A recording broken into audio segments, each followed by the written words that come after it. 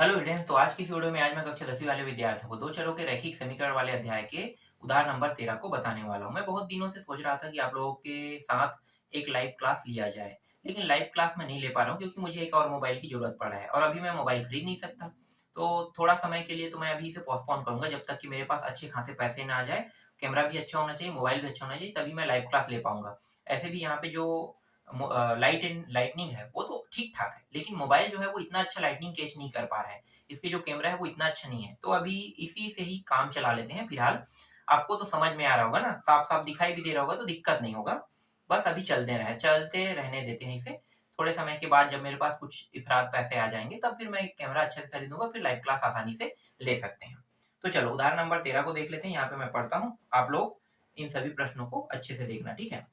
तो जो उदाहरण नंबर 13 है, दो अंकों वाली एक संख्या का 7 गुना अंकों को पलटने पर बनने वाली संख्या के 4 गुना के बराबर है तथा संख्या के अंकों का योग 3 है, तो वह संख्या ज्ञात कीजिए। संख्या ज्ञात करना है। अब कह रहा है दो अंकों की संख्या। मैं आपको थोड़ा सा बता देता हूँ ऐसे ही। दो अंकों की संख्या 10 से शुरू होता है और कहां तक जाता है? 99 जाता है ना। तो ये जो दो अंकों की संख्या है, इसमें एक होता है इकाई और एक होता है दहाई, है ना। एक दहाई और एक इकाई होता है। तो इकाई और दहाई मिलके ही क्या बनते हैं? दो अंक बनते हैं, जिसे हम क्या कहते हैं? दहाई वाला दो अंकों की संख्या कहते हैं। तो ये जो दो अंकों की संख्या है, इनमें से एक अंक को इकाई मानेंगे, एक अंक को दहाई। तो इकाई को हम हमेशा y मानते हैं और दहाई को x। अगर दोनों को एक साथ लिखते हैं तो देखो इसे इस प्रकार से लिखा जाता है, ठीक है, इस तरीके से एक्स वाई। हमें क्या करना है? इसी एक्स वाई दो अंकों वाली संख्या के मान को निकालना है, मतलब एक्स और वाई के मान को निकालना है। तो ये जो प्रश्न जैसा कह रहा है उसके हिसाब से करते जाना है और प्रश्नों के उत्तर को निकाल के लाना है। तो ये तो एक फॉर्मेलिटी है जिसे मैंने आपको एग्जाम्पल के तौर पे बताया है ना। अब प्रश्न को हल करते हैं। प्रश्न में जैसा चाहे वैसा करते जाएंगे। सबसे पहले क्या करेंगे? सबसे पहले हमारा काम रहेगा, दो अंकों वाली जो संख्या है उसे मानना पड़ेगा। तो माना माना माना इकाई का अंक क्या है? y, ठीक है, y मान लेते हैं। और दहाई अंक को x मान लेते हैं, ठीक है। इकाई के अंक को हमने y माना और दहाई के अंक को x माना, ठीक है। अगर इन दोनों को एक साथ कंबाइन करते हैं तो एक दहाई है, एक इकाई है। तो दहाई के साथ दहाई का अंक कहां से शुरू होता है? दहाई मतलब 10 से शुरू होगा ना, जो दो अंकों का रहेगा तो दहाई वाला रहेगा। तो 10 से शुरू होगा तो 10 के साथ इसका गुणा रहेगा, इसका इसका, तो 10x, ठीक है, 10x। और ये y इकाई है तो इकाई जो है इसके साथ जुड़ेगा। तो देखो अगर हम सही तरीके से अगर इसे बनाते हैं सही तरीके से, तो ये तो दहाई है, ठीक है, दहाई 10, ठीक है। तो दहाई का जो मान है देखो 10। अब यहाँ पे x के मान 1 से 9 तक कुछ भी ले सकते हैं, 1 से लेके 9 तक। अभी मैं आपको समझा रहा हूँ ना, ये दोनों अभी हल हो रहे हैं, तो हल होते होते आपको थोड़ा समझना पड़ेगा कि ये रियल में होता क्या है, इसका फंडा क्या है। पहले मैं आपको फंडा बता देता हूँ कि देखो ये 10 है और ये इसके साथ गुणा है। तो ये जो x के मान है, 1 से लेके मैं 9 तक कुछ भी रख सकता हूँ। अगर मैं 1 से 9 तक रखता हूँ और 9 सबसे बड़ा होता है, तो 10 तो पहले है, तो 9 कितना हो गया? 90 हुआ। और y का मान भी कितना रखेंगे? y तो इकाई है, तो इकाई का मतलब सिर्फ 1 से लेके 9 तक रहेगा यहाँ भी, है ना। तो इकाई का मान 1 से 9 तक। तो y के जगह पे अगर मैं 9 रखता हूँ, ठीक है, 9, तो 9 सबसे बड़ा होगा। तो टोटल जो सबसे बड़ी संख्या है दो अंकों की वो 99 और सबसे छोटा क्या है? 10 है। तो अधिकतर हम 99 तक ही जा सकते हैं। तो 9 और ये जो 99 दोनों को प्लस करते हैं, कितना आ रहा है? 99 आ रहा है ना। तो मतलब यहाँ पे जो तरीका यूज कर रहे हैं वो कहाँ से आ रहा है? इन तरीकों से लिया गया है। समझ में आ गया? यहाँ पे 10 कहाँ से आएगा अगर आपसे पूछता है तो आप क्या बताओगे? ये जो 10 है वो दहाई के सबसे छोटे अंक है और ये छोटे अंक को प्रदर्शित कर रहा है, और 10 के छोटे अंक के साथ प्रदर्शित कर रहा है और x के कोई भी मान रखते हैं तो ये सबसे बड़े अंक को भी प्रदर्शित कर सकता है। और प्लस y जो है वो इकाई के सारे अंक को प्रदर्शित कर रहा है, इकाई के अंक 1 से 9 को। अगर दोनों को एक साथ कंबाइन करके बड़ा अंक निकालते हैं तो बड़ा अंक निकलेगा 99। तो यही जो है ये फॉर्मेलिटी जो है ये पूरा कर रहा है। समझ में आ गया? ये टॉपिक क्लियर हुआ? ठीक है, तो संख्या क्या होगी अगर कहेगा तो वो संख्या होगा 10, यहाँ पे इसको लिख लेते हैं संख्या, ठीक है, संख्या 10x प्लस y होगा। ठीक है, आगे प्रश्न क्या कह रहा है? प्रश्न के हिसाब से चलेंगे, ठीक है। तो प्रश्न के हिसाब से चलते हैं, प्रश्नानुसार यहाँ पे लिख लेते हैं, ठीक है, प्रश्नानुसार। अब प्रश्न क्या करे, 7 गुना। ठीक है, किसको 7 गुना करना है, ये जो संख्या है ना इसी को 7 गुना करने के लिए कह रहा है। तो 10x प्लस वाई और ये रहा 7 गुना। अगर 7 गुना इसको करते हैं और इसी संख्या को पलट देते हैं, जो इकाई है वो दहाई और दहाई को इकाई करने के लिए कह रहा है। अब क्या कर रहा है, इकाई को दहाई और दहाई को इकाई, मतलब y को x की जगह में, x को y की जगह में रख देते हैं। तो ये जो संख्या जो दिखाई है यहीं पे पलटेंगे। ठीक है, ये तो हमारा इकाई दहाई मानने का तरीका है, लेकिन संख्या तो हमारा ही है, तो यही संख्या पलटेंगे। तो दहाई को इकाई, इकाई को दहाई, तो जहां x है उसे y और y को x कर लेते हैं। तो 10 तो रहेगा, लेकिन 10 के बाद y आ जाएगा और फिर x। तो ये कितने गुना हो जाएगा, 4 गुना। अब बस इसको हल करते जाना है, हल कर दो। तो 7 दहाई 70x और प्लस 7y, 4 दहाई 40y प्लस 4x। ये सभी मान एक साइड लेके आ जाते हैं, तो ये हो गया 70x, ये आ जाएगा तो माइनस 4x हो जाएगा।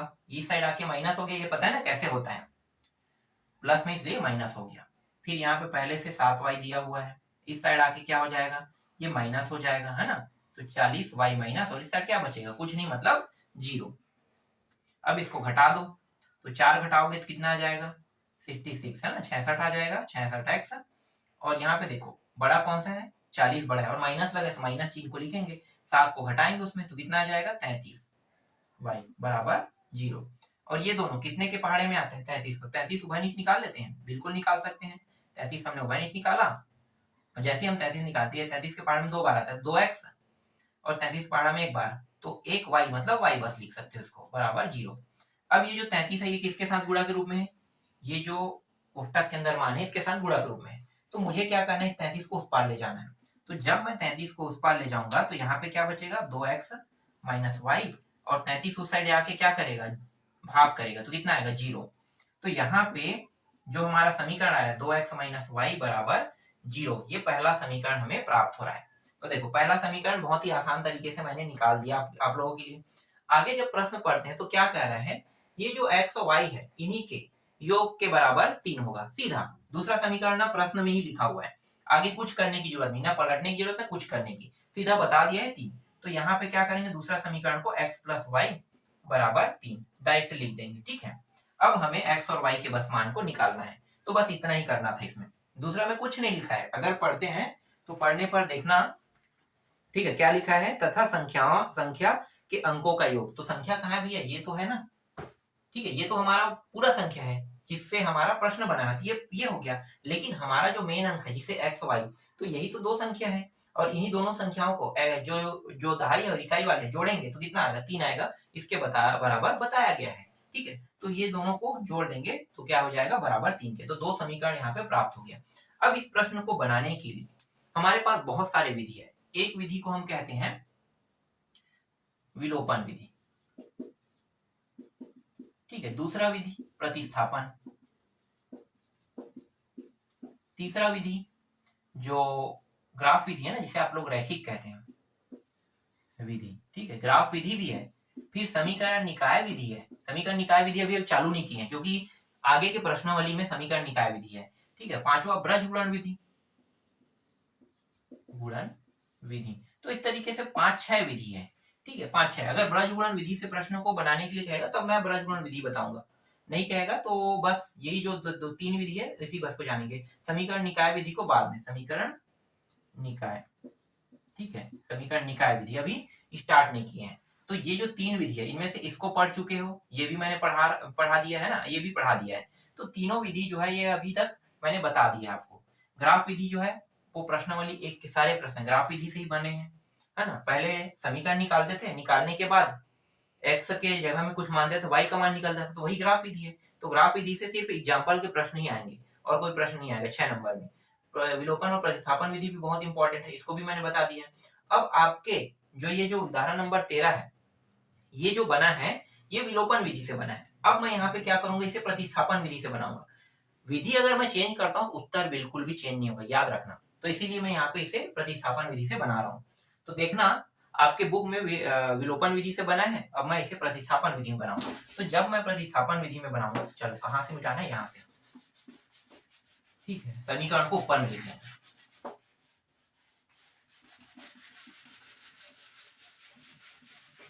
तो उत्तर सेम आएंगे, है ना, अलग नहीं आएगा। तो दोनों समीकरणों को पहले ऊपर में लिख लेते हैं, फिर मिटा दूंगा मैं। क्या है 2x माइनस वाई बराबर 0 है ना। ये हो गया आपका पहला, और ये x प्लस वाई बराबर 3, ये हो गया दूसरा। अब सभी को मिटा देते हैं, ठीक है, मिटा देते हैं। और यहाँ पे लिखेंगे कौन सा विधि यूज करें, प्रतिस्थापन। तो यहाँ पे लिखना पड़ेगा प्रतिस्थापन विधि से समीकरण 1 को ले रहे हैं, ठीक है। करते क्या है, समीकरण 1 को लेने के बाद समीकरण 1 को लेंगे तो ये जो 2x है, ठीक है, 2x माइनस वाई बराबर, चलो पूरा ले लेते हैं। तो 2x को मैं यहीं पे रखता हूँ और y को उस पार ले जाऊंगा, तो y उस पार जाके क्या हो जाएगा, प्लस हो जाएगा, है ना। बराबर के उस पार गया तो प्लस। अब ये देखो 2 जो है x के साथ गुणा में है, तो 2 को भी उस पार ले जाएंगे, तो क्या करेगा ये y को भाग करेगा। नियम पता है ना, क्यों भाग कर रहा है, क्योंकि ये इसके साथ गुणा के रूप में है। जोड़ना या घटाने में होता है तो उस साइड जाके इसके चिन्ह बदलते हैं, लेकिन गुणा के फॉर्म में होता है तो वो उस साइड जाके क्या करता है, संख्या को भाग कर देता है। तो y को क्या कर रहा है, भाग कर रहा है। अब ये जो मान हमें प्राप्त हो, इसे हम समीकरण 3 दे देते हैं। अब ये समीकरण 3 के मान को कहां पे रखेंगे, समीकरण 1 में रखेंगे कि 2 में रखेंगे। मैंने आपको पहले ही बताया था कि प्रतिस्थापन विधि में जिससे हम मान निकाल रहे हैं, देखो x का ओरिजिनल मान नहीं निकला है, जब तक ओरिजिनल मान नहीं निकला तब तक हम उसे किसी पे भी नहीं रख सकते। तो हम इसे कहां पे रखेंगे, अगर ये x वाला जो मान है वो समीकरण 1 से हमें प्राप्त हुआ है तो डेफिनेटली हम इसे 2 में ही रखेंगे, ठीक है, 2 में ही रखेंगे, 1 में कभी भी नहीं रख सकते। तो ये जो x का मान है इसे समीकरण x का मान समीकरण 2 में रखने पर, ठीक है, 2 क्या है, देखो x प्लस वाई, तो x की जगह में रखेंगे तो y बटा 2 प्लस वाई बराबर 3। आगे जब इसे हल करेंगे तो यहाँ पे कुछ नहीं, मतलब 1। तो दोनों के हर जब तक के बराबर नहीं होगा तब तक ये हल नहीं होगा। तो इस 2 का ऊपर नीचे गुणा और इस 1 का ऊपर नीचे गुणा, तो ये 1 का करेंगे तो सेम मान आएगा, तो y अपान 2, और ये जो 2 है इसका ऊपर नीचे गुणा, तो ये हो गया 2y और नीचे में भी 2, फिर बराबर 3। अब देखो दोनों के हर क्या हो गए, बराबर। अगर हर बराबर है इसका मतलब हम इसे कैसे लिख सकते हैं, सेम, या जोड़ सकते हैं, सीधा जोड़ दो। तो y 2y और 1y 3y होगा, 3y बटे 2, ठीक है, 3y बटे 2, और ये रहा 3। थोड़ा सा इसे बगल में कर लेते हैं, देखो नीचे में 2 है तो ये उस साइड जाके क्या करेगा, ऊपर वाले को भाग करेगा। आपको पता है ना नियम, जैसे यहाँ पे अगर ये गुणा में होता और 2 को यहाँ पे लाए तो वापस वो जाके क्या करेगा, भाग करेगा, सॉरी भाग करेगा, गुणा करेगा, भाग में तो गुणा करेगा, मतलब x रहता है ऐसे, और x को यहीं पे लाते तो क्या करता, वापस x यहीं पे जाता है ना, तो समझो कि x की जगह में 2 है, तो 2 कहाँ जाएगा, 3 के पास, तो 3 दूनी कितना हो जाएगा, 3 दूनी ये हो गया 6। अब 3 जो है देखो y के साथ गुणा में, तो मुझे तो y चाहिए ना अकेला, तो 3 को क्या 6 को क्या करेगा, 3 जो है वो भाग करेगा, 3 एकम 3 दूनी, तो यहाँ पे y का मान कितना आया, 2। देखो y का मान 2 प्राप्त हुआ। अब इस y के मान को अब किसी भी समीकरण में रख दो, अब कोई दिक्कत नहीं होगा, चाहे तो आप 1 में रखो चाहे तो 2 में, चलो 1 में रख देते हैं। समीकरण 1 में y का मान रखने पर, ये 3 नंबर के प्रश्न है, एग्जाम में 3 नंबर में आते हैं। तो 2x माइनस वाई का जगह कितना है, 2 है, बराबर 0। तो सबसे पहले क्या करेंगे, इस 2 को उस पार भेज देंगे, 2x उस साइड जाके प्लस हो जाएगा। देखो ये गुणा के फॉर्म में है, इसका मतलब क्या होगा, ये 2 को भाग करेगा, 2 एकम 2 एकम, तो x बराबर कितना आ गया, 1। और इस प्रश्न में क्या निकालने के कहा था, x और y के मान, मतलब जो नंबर है उसे निकालना है, तो x और y के मान निकालेंगे। तो देखो एक है दहाई, अरे हाँ यहाँ तो मिटा दिया ना, चलो मुझे पता है क्या है, यहाँ पे लिख लेते हैं। एक तो था दहाई और एक था इकाई, तो दहाई और इकाई को साथ में लिख दो, x y, ठीक है, तो x y को एक साथ लिखते हैं, तो एक अंक क्या हो गया, 1 और 2, तो 12 जो है इस प्रश्न का क्या है, उत्तर है, ठीक है। तो इस तरीके से जो उदाहरण नंबर 13 है उसे मैंने प्रतिस्थापन विधि से बना दिया। आप लोग विलोपन विधि से देख लोगे, ठीक है, विलोपन विधि से बुक में ही बना है, चाहो तो आप ग्राफ विधि से भी बना सकते हो, ग्राफ विधि से भी सेम मान आएगा, मान में कोई भी बदलाव नहीं होगा। समीकरण निकाय और ब्रज गुणन को अभी तक मैंने बताया नहीं, क्योंकि इसमें दिया ही नहीं है, जैसे जैसे देते जाएगा मैं आगे बताते जाऊंगा। तो सोचो कि ये जो प्रश्न है उसे आप किन किन विधियों से बना सकते हो, ठीक है, सारे विधियों के बारे में पता नहीं। सबसे सरल विधि मैंने इसी को माना है, विलोपन, फिर प्रतिस्थापन आता है, और सबसे हार्ड में आता है ग्राफ विधि।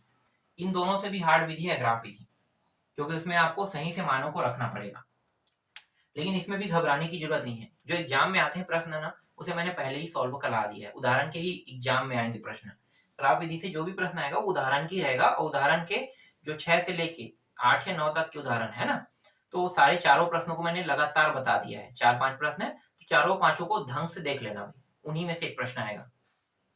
ठीक, तो ये आपका 13वां प्रश्न कंप्लीट होता है। चलो पहले इसको मिटा देते हैं। कि 14 और 15 प्रश्न अगर ध्यान से देखते हैं तो इसमें कोई समीकरण संबंधित प्रश्न है, पहले से समीकरण बना हुआ है।